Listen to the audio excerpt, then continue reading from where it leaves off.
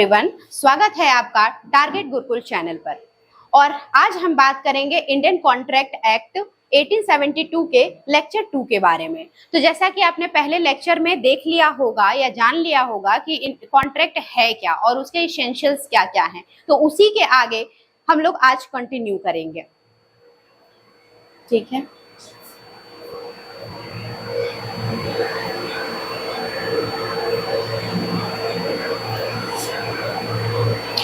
कल हम लोग ने बात की थी डेफिनेशन क्लॉज की, जिसमें हम लोग जाना था कि क्या कॉन्ट्रैक्ट है, क्या क्या उसके एसेंशियल्स हैं। ठीक है, तो आज हम बात करेंगे इंटरप्रिटेशन क्लॉज के बारे में।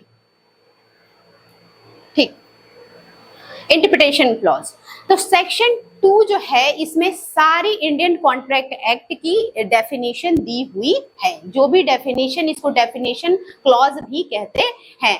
तो पहला जो इंपॉर्टेंट डेफिनेशन में बात करता है, वो बात करता है प्रपोजल की, कि कौन जो होता है वो प्रपोजल होता है। तो proposal, promisee, promiser, offeror, offeree, ये सारी बातें मैंने आपको प्रीवियस लेक्चर्स में है जो समझा दी है। अगर आप ये डायरेक्टली वीडियो देख रहे हैं तो इसके पहला वाला पार्ट आप जरूर देखें, तभी ये सारी चीजें आपको जो है क्लियर होंगी। तो आइए बात करते हैं प्रपोजल की। प्रपोजल है क्या? Section 2A of Indian contract act 1872 में जो है प्रपोजल को डिफाइन किया गया है। क्या कहता है proposal? When one person signifies to another his willingness to do or abstain from doing anything with a view to obtaining the assent of that other to such act or abstinence he said to be make a proposal। तो जब कोई व्यक्ति one person signifies, ऐसा चाहता है या कहता है कि दूसरे व्यक्ति को कि तुम ये काम करो या फिर ये काम नहीं करो, ठीक है, इन ऑब्टेनिंग, इस उम्मीद से कहता है कि वो व्यक्ति उसका असेंट पालेगा, उसकी सहमति पालेगा, तो उस व्यक्ति को जो है वो क्या कहते हैं? प्रपोजल कहते हैं या उसको प्रपोजल कहते हैं। ये section 2A of Indian contract act में डिफाइंड है।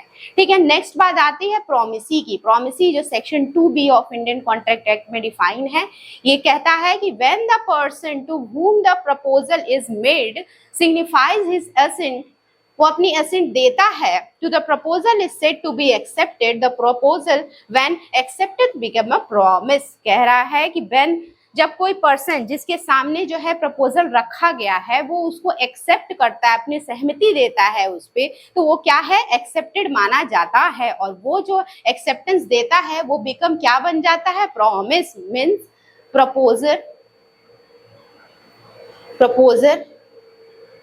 और प्रॉमिसी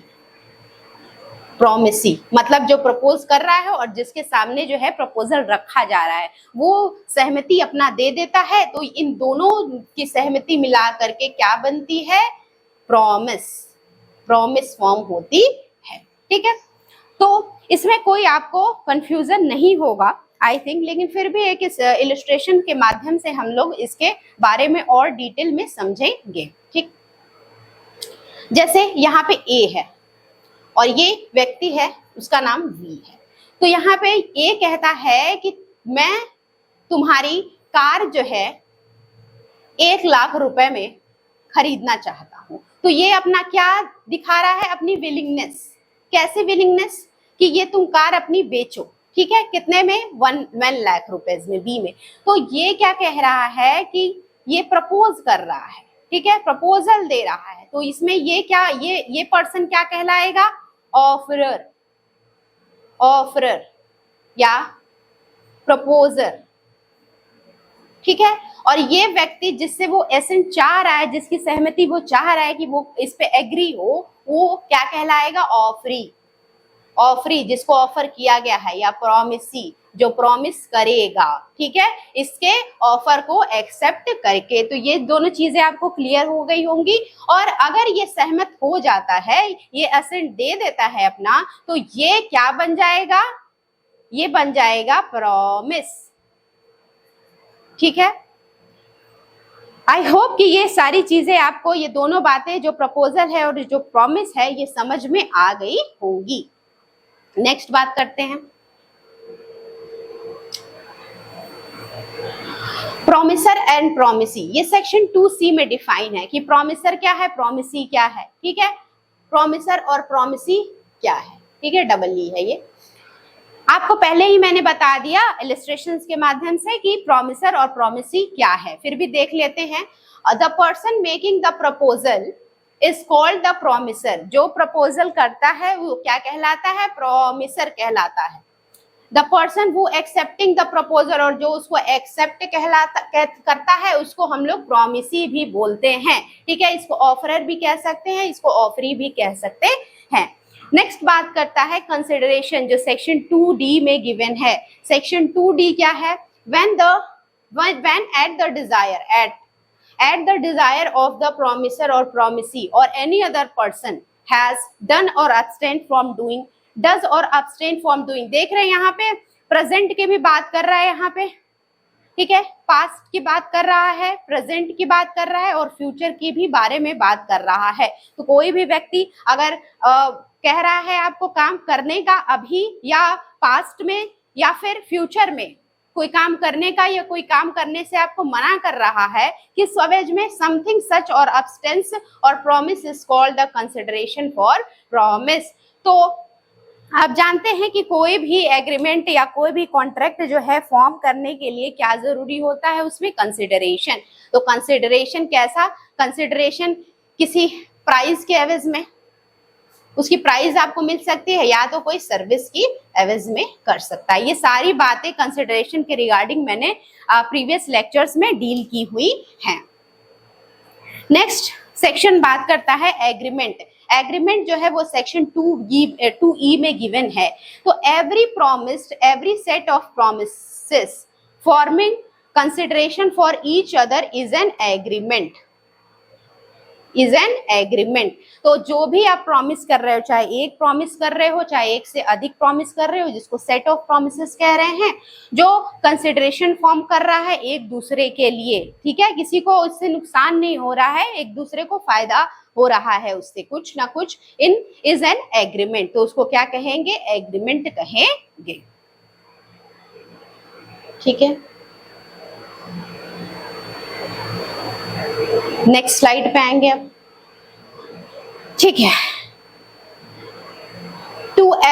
2F जो बात करता है रेसिप्रोकल प्रोमिसेस के बारे में। तो promises which form the consideration और part of the consideration for each other are called the reciprocal promises. ठीक है, अब 2F जो है रेसिप्रोकल प्रोमिसेस के बारे में बात कर रहा है। जब अभी आप किसी से भी एग्रीमेंट करते हो तो क्या करते हो कि भाई अभी हमसे कुछ पैसे ले लो और आधे काम होने के बाद मैं सारे पैसे या जो दूसरी किस्त है मैं आपको दूंगा, या फिर सप्लाई ऑफ गुड्स जो है वो पार्ट में हो रही है। पहले आप पेमेंट दे रहे हो फिर आपको सप्लाई मिल रही है, पहले आप सप्लाई दे रहे हो फिर आपको पेमेंट। ये क्या चल रहा है, कंटिन्यूएंस में चल रहा है। मतलब एक टाइम पे भी कंसिडरेशन देना या फिर पार्ट फॉर्म ऑफ कंसिडरेशन देना टू ईच अदर, एक दूसरे के लिए, क्या कहलाता है, रेसिप्रोकल प्रॉमिसेस कहलाता है। नेक्स्ट बात आती है वॉइड एग्रीमेंट की। वॉइड एग्रीमेंट की जो सेक्शन 2G में दिया गया है, an agreement not enforceable by law is said to be void. अब यहाँ पे देखिए कह रहा है कि कोई भी एग्रीमेंट, आपने पढ़ा कि कॉन्ट्रैक्ट क्या है, तो ऐसा एग्रीमेंट जो इन्फोर्सेबल बाय लॉ होता है वो क्या होता है, कॉन्ट्रैक्ट होता है, एक वैलिड कॉन्ट्रैक्ट होता है। लेकिन ऐसा कोई एग्रीमेंट जो इन्फोर्सेबल बाय लॉ नहीं है तो वो क्या कहलाएगा, वॉइड एग्रीमेंट कहलाएगा। यहाँ पे बहुत लोग इसको वॉइड कॉन्ट्रैक्ट भी कह देते हैं, वॉइड कॉन्ट्रैक्ट, लेकिन ये वॉइड कॉन्ट्रैक्ट जो टर्म है वो गलत है। क्यों, क्योंकि अगर वो वॉइड होगा तो वो एग्रीमेंट कभी फॉर्म ही नहीं होगा। तो कोई भी उसकी वॉइडेबिलिटी, वैलिडिटी चेक कर ली जाती है किस स्टेज पे, एग्रीमेंट के ही स्टेज पे सारी उसकी एसेंशियल चेक कर ली जाती है कि ये जो एग्रीमेंट है ये इन्फोर्सेबल बाय लॉ है कि नहीं है। ठीक है, इसीलिए इसको वॉइड एग्रीमेंट कहते हैं। तो ऐसा एग्रीमेंट जो इन्फोर्सेबल बाय लॉ नहीं है, जिसके कानून के द्वारा लागू नहीं करवाया जा सकता, इन्फोर्स नहीं कराया जा सकता, वो वॉइड एग्रीमेंट कहलाता है। ठीक, नेक्स्ट नेक्स्ट बात करेंगे कॉन्ट्रैक्ट। कॉन्ट्रैक्ट सेक्शन 2H में गिवन है। अब यहीं से आप कॉन्ट्रैक्ट का डेफिनेशन जो है वो निकाल सकते हो। अगर आपसे कोई पूछे कि ठीक है आप कॉन्ट्रैक्ट के बारे में बहुत बात कर रहे हो, लेकिन ये बताओ कि कॉन्ट्रैक्ट की डेफिनेशन कहाँ दी गई है, तो कॉन्ट्रैक्ट की डेफिनेशन जो है वो section 2H of the Indian contract act 1872 में गिवन है, जो क्या कहता है, an agreement enforceable by law is contract. तो देखिए यहाँ इन्फोर्सेबिलिटी की बात हो गई है कि कोई भी एग्रीमेंट अगर इन्फोर्सेबल है तो वो क्या है, कॉन्ट्रैक्ट है। ठीक है, चलिए अब बात करते हैं वॉइडेबल कॉन्ट्रैक्ट के बारे में, जो सेक्शन 2I में गिवन है। ठीक, वॉइडेबल कॉन्ट्रैक्ट क्या होता है। ठीक है, अभी तक आप लोग समझ चुके होंगे कि वॉइड एग्रीमेंट क्या है, कॉन्ट्रैक्ट क्या है, लेकिन ये वॉइडेबल कॉन्ट्रैक्ट क्या है, वॉइडेबल कॉन्ट्रैक्ट टर्म है क्या, ये सेक्शन 2I में डिफाइन है, किसमें, द इंडियन कॉन्ट्रैक्ट एक्ट में, जिसका जो क्या बोलता है, an agreement which is enforceable by law eight the option of one or more of the parties thereto, but not at the option of other or others in voidable contract। अब यहाँ देखो 1 minute,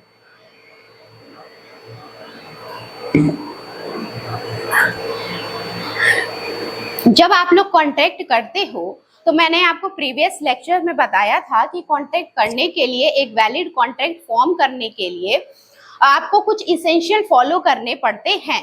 ठीक है, और उसमें से अगर कोई भी इसेंशियल आप फुलफिल नहीं करते हो तो क्या होता है, वो जो कॉन्ट्रैक्ट है वो वैलिड नहीं होता है।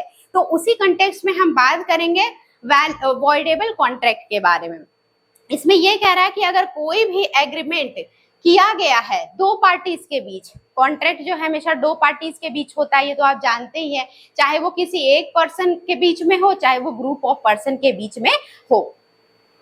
तो एक पर्सन जो है वो तो क्या कर रहा है, अपने आप से फ्री कंसेंट से अपना सहमति दे रहा है, लेकिन जो दूसरा पर्सन है उसकी सहमति कैसे ली जा रही है, फोर्स से ली जा रही है। ठीक है, फ्री कंसेंट से नहीं ली जा रही है, कोहर्सन से ली जा रही है, मिसरिप्रेजेंटेशन ली जा रही है, अंडू इन्फ्लुएंस से ली जा रही है, तो वो कॉन्ट्रैक्ट कैसा कॉन्ट्रैक्ट कहलाएगा, वॉइडेबल कॉन्ट्रैक्ट। हालांकि जब वो कॉन्ट्रैक्ट बनेगा, इन्फोर्स कराया जाएगा, तब तो वो वैलिड होगा, लेकिन बाद में अगर उस पर्सन को जिसने उसको एक्सेप्ट किया है किसी फोर्स के द्वारा, उस पे अपने ऊपर अंडर इन्फ्लुएंस के द्वारा या फिर किसी कोहर्सन के द्वारा अगर उसको हटा देता है वो, ठीक है, बाद में बोल देता है कि मेरे साथ ऐसा ऐसा करके, मेरे सर पे बंदूक लगा के या मुझे डरा धमका करके ये कॉन्ट्रैक्ट कराया गया था, तो उस कंडीशन में वो उस कॉन्ट्रैक्ट से बाहर निकल सकता है और उसी कॉन्ट्रैक्ट को हम लोग वॉइडेबल कॉन्ट्रैक्ट कहते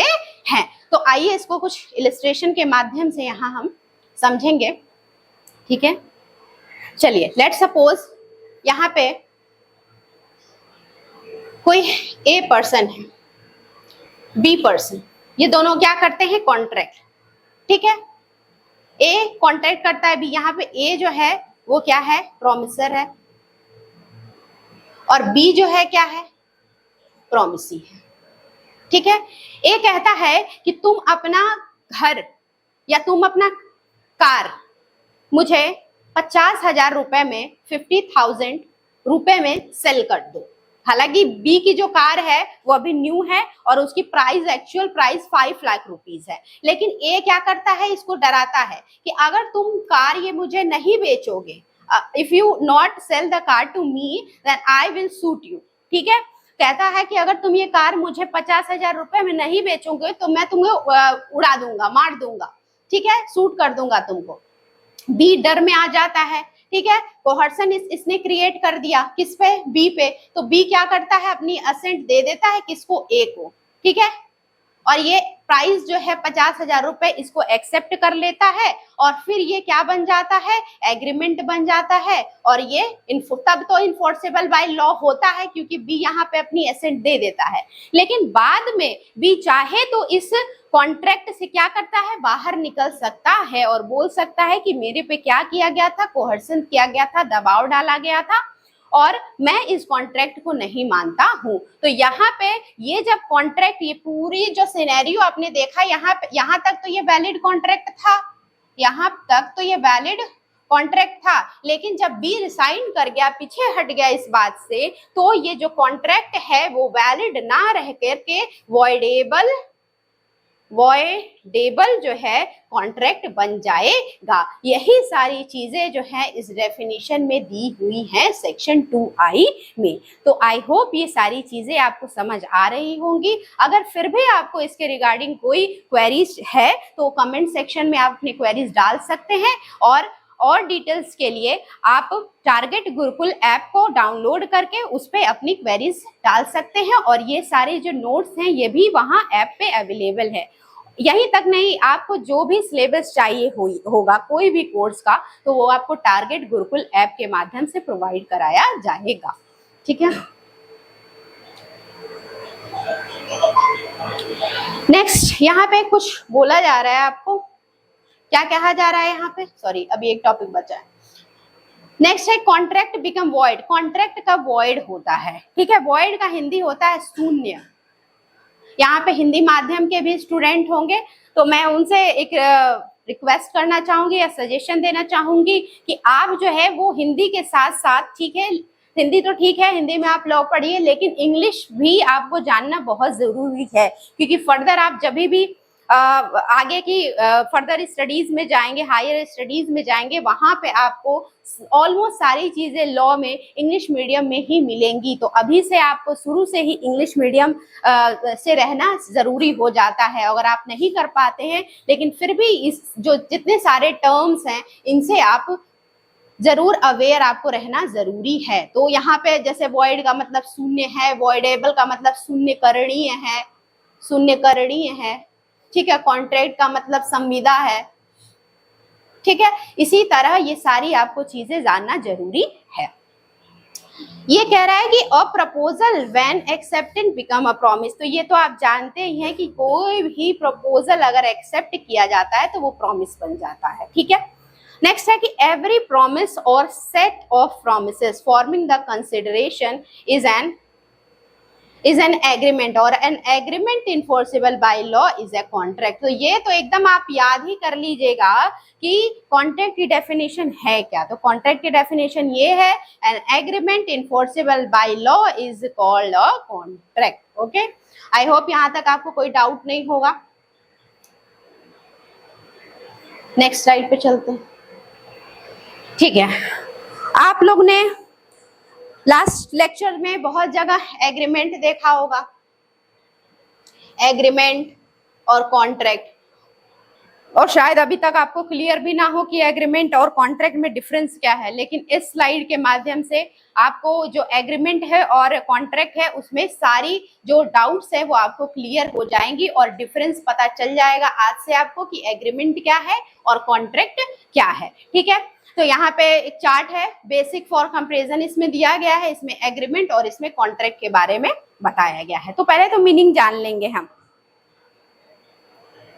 मीनिंग है जो एग्रीमेंट की वो क्या कहती है, when a proposal is accepted by one person to whom it is made with the requisite consideration it is an agreement। कह रहा है कि जब भी कोई प्रपोजल जो है वो एक्सेप्टेड होता है किसके द्वारा, वैसे पर्सन के द्वारा जिसके लिए वो बनाया गया है, जिसके लिए वो मेड किया गया है, और किस पे, उस कंसिडरेशन पे जो उसको प्रपोज किया गया था, और वो उसको अगर एक्सेप्ट करता है तो वो क्या होता है, एन एग्रीमेंट, वो एग्रीमेंट बन जाता है। अब किसका मीनिंग, कॉन्ट्रैक्ट का मीनिंग। तो व्हेन एन एग्रीमेंट, अब इसके नेक्स्ट स्टेज है ये कॉन्ट्रैक्ट।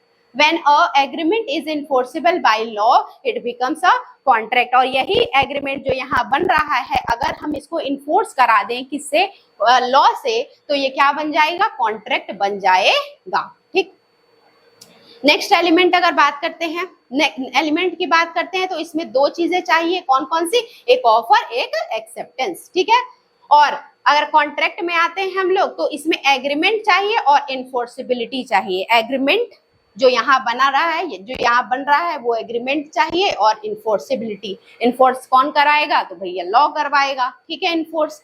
अब डिफाइन किस में है, ये इंडियन कॉन्ट्रैक्ट एक्ट के सेक्शन 2E में डिफाइन है, किसमें, इंडियन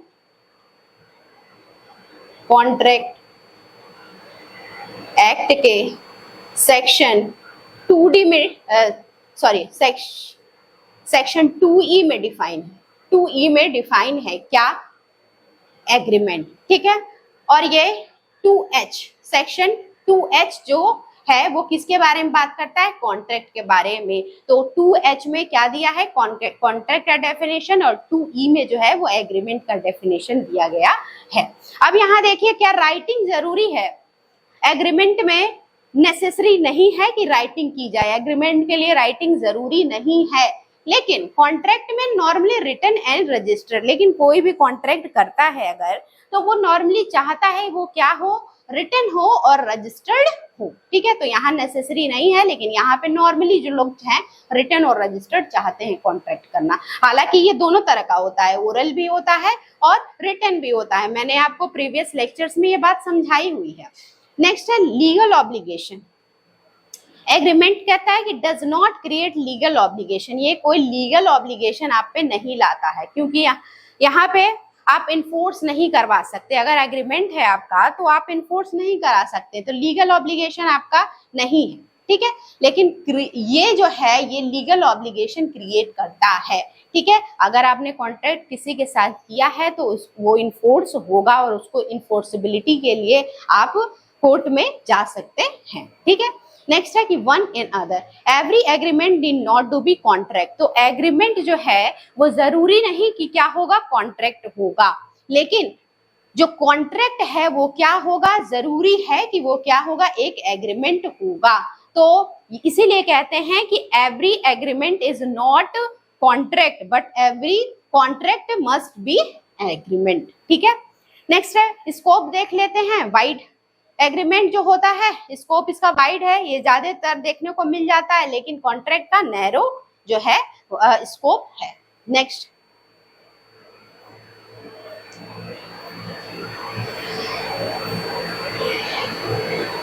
नेक्स्ट बात करता है kinds of contract from the point of view enforceability. Enforce कराने के पॉइंट ऑफ व्यू से जो कॉन्ट्रैक्ट है ये कितने टाइप का है, ठीक। तो यहाँ देखिए from the point of view the enforceability a contract may be valid or voidable or void or unenforceable or illegal। कह रहा है कि valid होगा, void होगा या फिर क्या होगा, voidable होगा, ठीक है ना। valid, void और voidable ये तीन शब्द आप जान लीजिए कि क्या है। पहले तो valid, valid मतलब क्या हुआ, valid जो valid है, ठीक है। a valid contract is an agreement enforceable by law। ऐसा कोई भी एग्रीमेंट जिसको आप इन्फोर्स करा सकते हो लॉ के द्वारा वो वैलिड कॉन्ट्रैक्ट है, ठीक। And agreement becomes enforceable by law when all the essential, अब यहाँ देखिए इसेंशियल की बात कर रहा है, जो भी आप पिछले लेक्चर्स में इसेंशियल्स पढ़े होंगे अगर वो सारी चीजें फुलफिल हो रही हैं तो क्या होगा, वो वैलिड कॉन्ट्रैक्ट होगा of a valid contract as enumerated, ठीक है। अब जैसा आपने पहले देखा, इसके पहले देखा अगर इसेंशियल्स उसका फुलफिल हो रहा है तो वैलिड कॉन्ट्रैक्ट है। नेक्स्ट बात करते हैं हम दूसरा वॉइडेबल कॉन्ट्रैक्ट, जिसको शून्यकरणीय संविदा भी कहते हैं। An agreement which in enforceable by law at the option of one, ठीक है, or more of the option of party thereto but not at the option of other or others is voidable। कह रहा है कि एक party के लिए, जैसे मैंने आपको voidable कॉन्ट्रैक्ट के बारे में इसके पहले स्लाइड में समझाया है, तो voidable कॉन्ट्रैक्ट क्या है कि एक पार्टी के लिए तो वो वैलिड होगा लेकिन दूसरे के लिए वो वैलिड नहीं होगा। उस समय तो वैलिड होगा लेकिन इन्फोर्सिबिलिटी के समय वो उसे रिसाइन कर सकता है, ठीक है, जो उससे फ्रॉड से, कोहर्सन से या मिस रिप्रेजेंटेशन से ली गई होगी। तो इसको आप याद कर सकते हैं वॉइडेबल कॉन्ट्रैक्ट को, ठीक है। अब यहाँ देखिए कह रहा है कि until it is rescinded by the parties entitled to do so। कह रहा है कि ये तब तक वैलिड है जब तक कि जो पार्टी जिसके ऊपर फ्रॉड, कोहर्सन या मिस रिप्रेजेंटेशन हुआ है अगर वो रिसाइन नहीं करती, पीछे नहीं हटती इस कॉन्ट्रैक्ट से, तब तक तो वो वैलिड है, तब तक तो वो क्या है, वैलिड है। ठीक है। लेकिन अगर वो पार्टी जो है जिसके ऊपर कोहर्सन, मिसरिप्रेजेंटेशन या अंडू इन्फ्लुएंस हुआ है, अगर वो रिसाइन कर जाती है, पीछे हट जाती है इस कॉन्ट्रैक्ट से, तो वो कॉन्ट्रैक्ट वैलिड से क्या बन जाता है, वॉइडेबल बन जाता है। ठीक,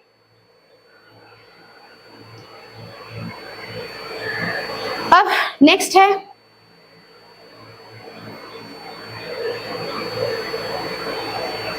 ठीक, यहाँ पे यही सारी बातें हैं जो मैंने आपको बताई है इलिस्ट्रेशंस के माध्यम से, एक बार गो थ्रू हो लीजिएगा इससे। नेक्स्ट इलिस्ट्रेशन इसमें दिया गया है कि A threatens to shoot B if he does not sell his new Bajaj scooter for ₹2000. B agrees the contract has been bought about by coercion, किसके द्वारा, कोहर्सन, भय के द्वारा, and it is voidable at the option of B। ये कह रहा है illustration में कि अगर ए जो है वो थ्रेटन करता है, उसको धमकाता है, किसको, बी को, कि तुम जो है अपनी स्कूटर मुझे 2000 रुपए में बेच दो, नहीं तो मैं तुम्हें शूट कर दूंगा। तो ये क्या है, बी के लिए ये कोहर्सन है। ठीक है, तो अगर बी तब तो मान जा रहा है तो वो कॉन्ट्रैक्ट क्या होगा, वैलिड होगा।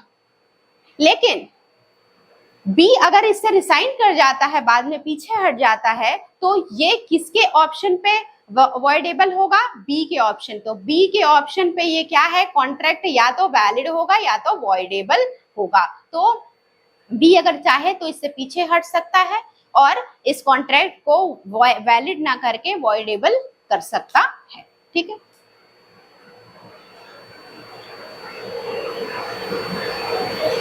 अब नेक्स्ट जो थर्ड है वॉइड।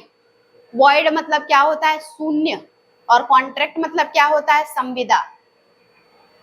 तो शून्य संविदा। ठीक, literally the word void means the binding in law. According to the term void, contract implies useless contract which has no legal effect at all। ठीक है, तो void contract क्या कह रहा है कि वैसा कॉन्ट्रैक्ट जो यूजेबल नहीं है, जिसको हम इन्फोर्स ही नहीं करा सकते। आप ऐसा कॉन्ट्रैक्ट क्यों कराना चाहोगे किसी के साथ, या क्यों करना चाहोगी जिसकी इन्फोर्सिबिलिटी ही ना हो, जिसका कोई मतलब ही नहीं, जिस कॉन्ट्रैक्ट का वो क्या है, शून्य संविदा या वॉइड कॉन्ट्रैक्ट है। ठीक है, चलिए अब यहाँ पे इसकी डेफिनेशंस दी गई है कि void contract is not void from its inception and that is valid and binding on the parties when the originally entered, but subsequent to its formation it becomes invalid and destitute of legal effect because of certain reason। कह रहा है कि ये जो contract बनाया जाता है, contract शुरू से जो है वो void या शून्य नहीं होता है,